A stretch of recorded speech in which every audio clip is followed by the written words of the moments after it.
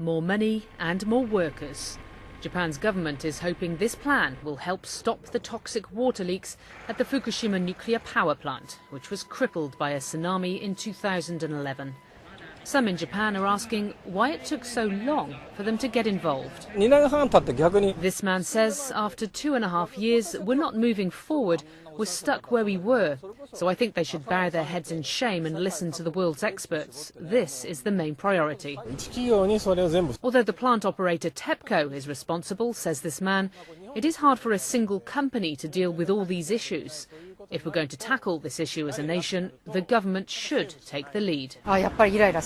This woman says, it irritates me. TEPCO's late reactions and its nature of keeping things hidden is so wrong. Prime Minister Shinzo Abe insists that these measures are intended to give TEPCO a longer-term plan, rather than simply deal with the crisis on a day-by-day basis. Instead of the previous stopgap countermeasures, we have to put together a basic policy for countering the contaminated water issue. TEPCO only recently admitted contaminated groundwater is seeping into the Pacific Ocean every day, worrying those beyond the shores of Japan. This supermarket in the South Korean capital has provided a Geiger counter for customers so they can test the fish they're buying. They no longer import from Japan, but given the close proximity, some customers are still concerned. This Seoul resident says, I buy fish here precisely because they have this radiation detector. But I don't really know if it's safe or not.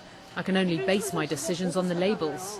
Mr. Abe's set of emergency measures Tuesday was not only meant for a domestic audience, he's also hoping to ease the increasing international fears about the continual leaking of radioactive water into the ocean at the site of the world's worst nuclear disaster in a quarter of a century.